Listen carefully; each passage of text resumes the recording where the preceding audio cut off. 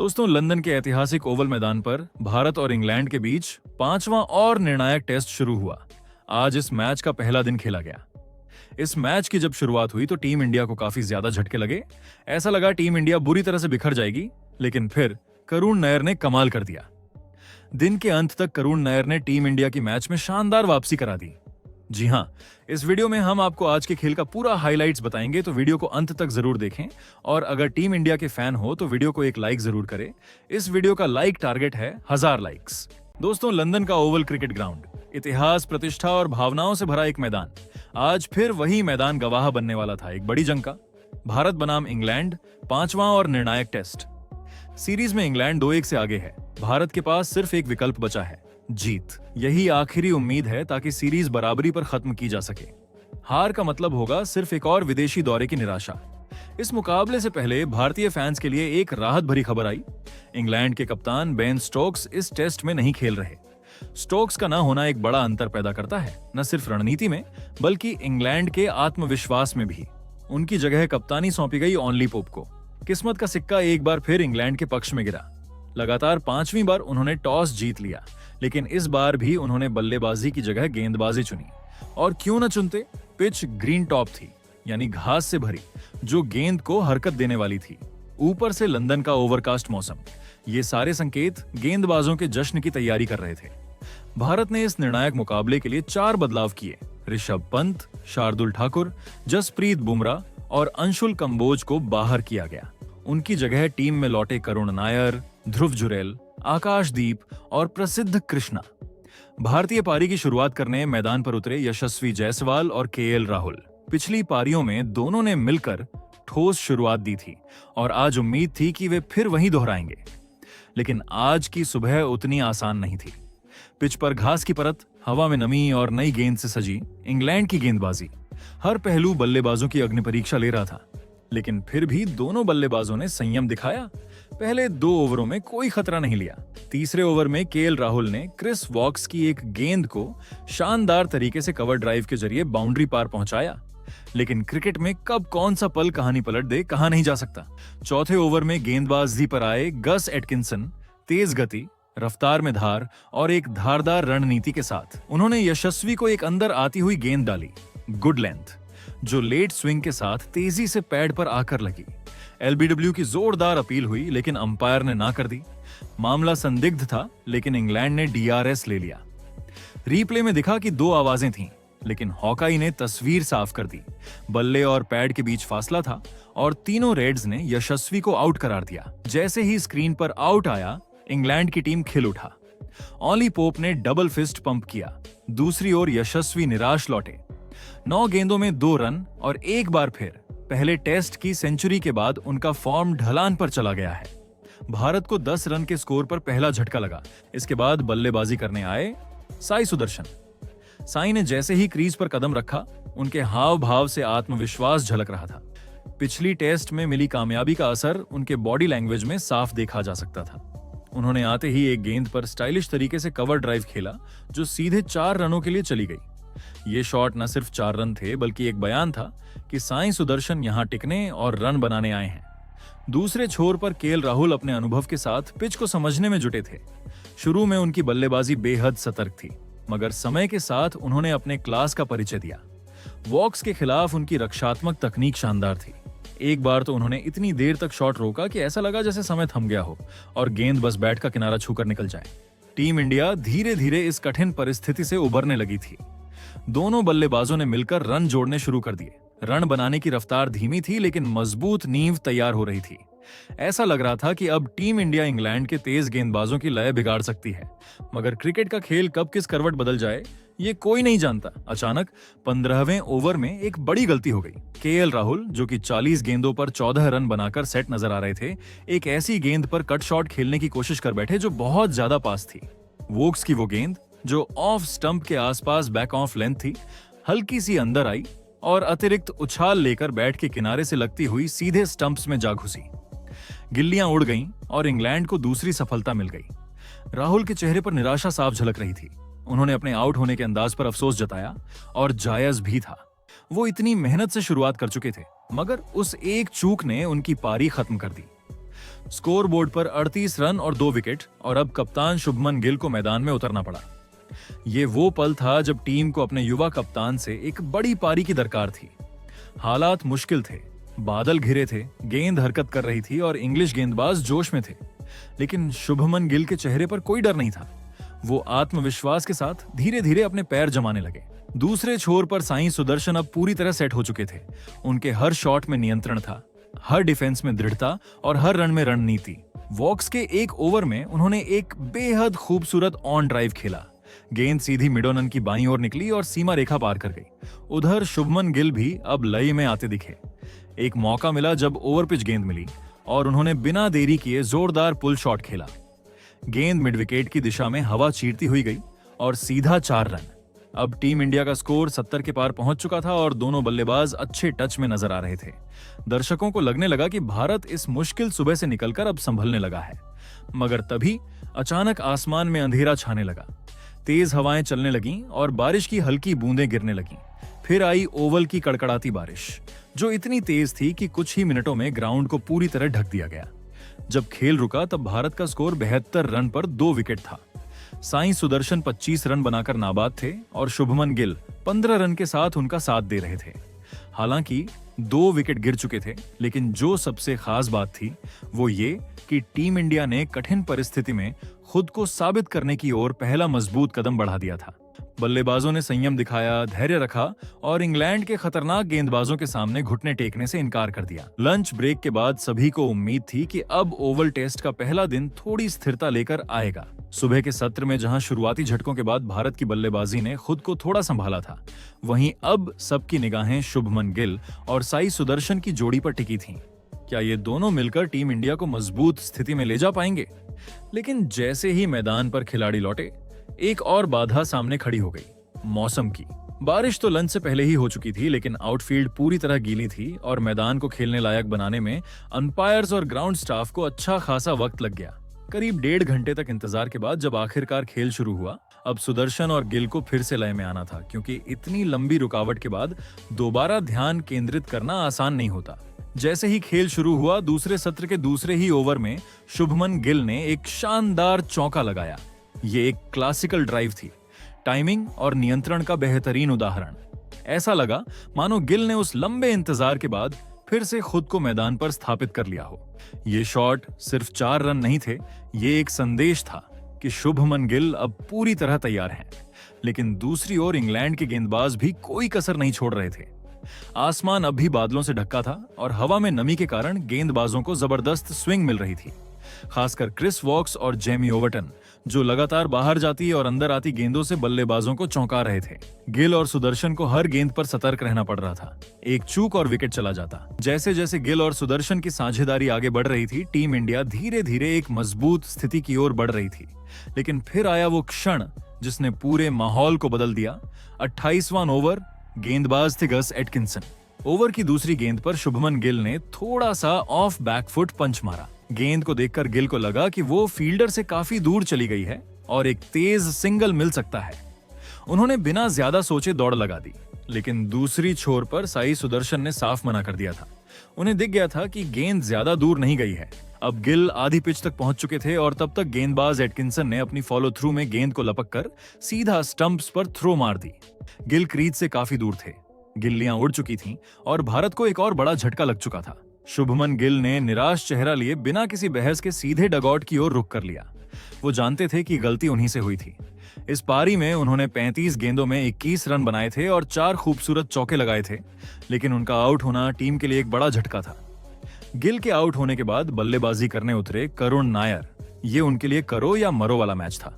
पिछली कुछ पारियों में उन्होंने फ्लैश जरूर दिखाए थे। तीसरे टेस्ट में उन्होंने एक बार 40 रन बनाए थे, लेकिन उन्हें एक बड़ी पारी की सख्त जरूरत थी। चयनकर्ता और दर्शक दोनों उनसे उम्मीद लगाए बैठे थे। लेकिन जैसे ही करुण नायर मैदान पर आए, आसमान ने फिर करवट ली। एक बार फिर बारिश शुरू हो गई और इस बार तेज बारिश ने सब कुछ थाम दिया। खिलाड़ी तेजी से डगआउट की ओर भागे और कुछ ही पलों में अंपायर्स ने टी ब्रेक की घोषणा कर दी। अब तक खेले गए इस सत्र में महज 6 ओवर का खेल हो सका था और इस कम समय में भारत ने एक अहम विकेट शुभमन गिल का खो दिया था। चाय के वक्त टीम इंडिया का स्कोर था 3 विकेट पर 85 रन। साई सुदर्शन 28 रन पर नाबाद थे और करुण नायर ने अभी खाता भी नहीं खोला था। बारिश ने एक बार फिर से मैच की रफ्तार पर ब्रेक लगा दिया था। तेज बौछारों ने फील्ड को भिगो दिया और अंपायर्स ने खेल को दोबारा शुरू करने की अनुमति देने से पहले लंबा इंतजार किया। मैदान के चारों तरफ कवर बिछे हुए थे और खिलाड़ी ड्रेसिंग रूम में बैठे मौसम साफ होने की दुआ कर रहे थे। करीब 1 घंटे बाद जब मौसम थोड़ा साफ हुआ और आउटफील्ड खेलने लायक बना, तब जाकर अंपायर्स ने खेल शुरू करने की मंजूरी दी। भारतीय टीम के लिए अब सारा दारोमदार था साई सुदर्शन और करुण नायर के कंधों पर। गिल का रन आउट होना टीम इंडिया के लिए एक झटका था, लेकिन अब जरूरत थी कि सुदर्शन अपनी शुरू की गई पारी को आगे ले जाएं और करुण नायर अपने अनुभव का इस्तेमाल करते हुए ठहर कर बल्लेबाजी करें। जैसे ही खेल फिर से शुरू हुआ, सुदर्शन ने अपनी क्लास की झलक दिखाई। जेमी ओवर्टन ने एक शॉर्ट गेंद फेंकी जो थोड़ी उछाल ले रही थी, लेकिन सुदर्शन पूरी तरह तैयार थे। उन्होंने बैकफुट पर जाकर एक शानदार कट शॉट खेला।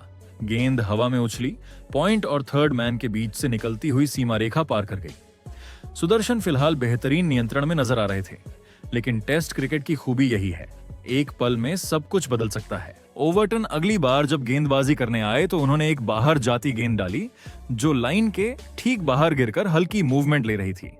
सुदर्शन ने इस पर डिफेंस करना चाहा, लेकिन गेंद उनके बल्ले के बाहरी किनारे को छूती हुई निकल गई। लेकिन किस्मत इस बार सुदर्शन के साथ थी। गेंद स्लिप और गली के बीच से निकलती हुई चौके के लिए चली गई। इस चौके के साथ ही भारत का स्कोर 100 के पार पहुंच गया। खिलाड़ियों ने तालियां बजाईं और ड्रेसिंग रूम में बैठे कोच भी थोड़े राहत में नजर आए। लेकिन क्रिकेट वही खेल है जिसमें अगली ही गेंद आपको धरती पर ला सकती है, और कुछ वैसा ही हुआ। जैसे ही स्कोर बोर्ड पर 101 रन चमकने लगे, अगला ओवर लेकर आए थे जोश टंग। उन्होंने एक ऐसी गेंद फेंकी जिसने मैच का रुख बदल दिया। ऑफ स्टंप की बाहर की लाइन पर हल्की मूवमेंट लेती गेंद। सुदर्शन ने सोचा इसे डिफेंड किया जाए, लेकिन गेंद ने बल्ले का किनारा लिया और सीधे विकेट कीपर जेमी स्मिथ के दस्तानों में समा गई। अपील हुई और अंपायर ने बिना देर किए उंगली उठा दी। सुदर्शन तुरंत समझ गए कि अब कुछ कहने का मतलब नहीं। वो पवेलियन की ओर लौट चले। उनके चेहरे पर थोड़ी निराशा जरूर थी, लेकिन उन्हें पता था कि गेंद ही इतनी बेहतरीन थी कि बचना मुश्किल था। उन्होंने 108 गेंदों में 38 रन बनाए, जिसमें 6 सुंदर चौके शामिल थे। टीम इंडिया को 101 के स्कोर पर चौथा झटका लग चुका था। इस संकट के समय भारतीय पारी को संभालने के लिए मैदान पर उतरे रविंद्र जडेजा। पिछली पारियों में उन्होंने बल्ले से अहम योगदान दिया था और इस बार भी टीम को उम्मीद थी कि वो टिकेंगे और रन बनाएंगे। शुरुआत में उन्होंने संयम दिखाया। गेंदबाजी शानदार हो रही थी, पिच गीली थी, हवा में नमी थी और गेंदबाज पूरी धार के साथ गेंद डाल रहे थे। जडेजा ने पहले कुछ गेंदों को समझा, अपनी आंखें जमाई और फिर मौका देखकर करारा प्रहार किया। जोश टंग ने एक बाहर जाती हुई शॉर्ट गेंद डाली। जडेजा ने इसे पहचानते हुए जबरदस्त अप्पर कट खेला और गेंद सीमा रेखा के बाहर चौके के लिए निकल गई। लेकिन जोश टंग का इरादा कुछ और ही था। अगली ही गेंद पर उन्होंने वापसी की और ऐसी गेंद डाली जिसे खेलना लगभग नामुमकिन था। गेंद हवा में हल्की सी मूवमेंट लेती हुई ऑफ स्टंप के बाहर गिरती है और फिर लाइन पकड़ते हुए बल्ले का किनारा लेकर सीधा कीपर के दस्तानों में चली जाती है। अंपायर ने फिर से उंगली उठा दी और इस बार आउट थे रविंद्र जडेजा। केवल 13 गेंदों में 9 रन बनाकर वो पवेलियन लौट गए। टीम इंडिया को इसका बड़ा नुकसान हुआ। 123 के स्कोर पर 5वां विकेट गिर चुका था। ऐसे मुश्किल समय में क्रीज पर आए युवा विकेटकीपर बल्लेबाज ध्रुव जुरैल, जो इस सीरीज का अपना पहला मैच खेल रहे थे। दूसरी ओर अनुभवी करुण नायर एक छोर पर जमे हुए थे, जो हर एक गेंद को बड़ी सावधानी से खेल रहे थे। अब दोनों पर थी जिम्मेदारी भारत को संकट से निकालने की। जैसे जैसे ध्रुव जुरैल ने अपनी पारी की शुरुआत की, वैसे वैसे ये साफ हो गया कि बल्लेबाजी करना अब आसान नहीं रह गया था। पिच पर उछाल अनियमित था और गेंदबाज लगातार लाइन ऑफ लेंथ पर हावी थे। रन रफ्तार बेहद धीमी थी। गेंदें निकलती जा रही थीं, लेकिन स्कोरबोर्ड रेंगते हुए ही आगे बढ़ रहा था। करुण नायर की बल्लेबाजी में संयम झलक रहा था, मगर एक पल ऐसा भी आया जब उनके भाग्य ने उनका साथ दिया। इंग्लैंड के तेज गेंदबाज की एक गेंद अंदर आई और नायर ने इसे डिफेंस करने की कोशिश की, लेकिन गेंद उनके बैट के अंदरूनी किनारे से लगकर स्टंप्स की बेहद नजदीक से निकल गई और बाउंड्री की ओर चली गई। वो चौका तो मिला, लेकिन ये चौका करुण के लिए जीवन दान भी था। ये उस तरह की गेंद थी जो कभी कभी स्टंप्स पर लग जाती है और बल्लेबाज को पवेलियन वापस भेज देती है। इस चौके के बाद दोनों बल्लेबाजों ने धीरे धीरे अपनी पकड़ मजबूत की। जुरैल और करुण नायर एक एक रन लेकर दबाव कम करने लगे। हालांकि बाउंड्री पूरी तरह से सूख चुकी थी, लेकिन रन रोकने के बजाय समझदारी से रोटेशन बनाए रखना उनका लक्ष्य बन गया। तभी एक ओवर में जेमी ओवर्टन को जुरेल ने शानदार अंदाज में कट शॉट मारकर थर्ड मैन की दिशा में चौका लगाया। ये शॉट सिर्फ रन के लिए नहीं था, ये भारत की लड़ाई में एक लहर थी, एक झलक की अभी सब कुछ खत्म नहीं हुआ है। इसी शॉट के साथ भारत के 150 रन पूरे हुए और दर्शकों ने राहत की सांस ली, मगर ये राहत ज्यादा देर तक नहीं टिक पाई। अगले ही ओवर में जुरेल के खिलाफ गस एटकिंसन की गेंद पर एलबीडब्ल्यू की जोरदार अपील हुई।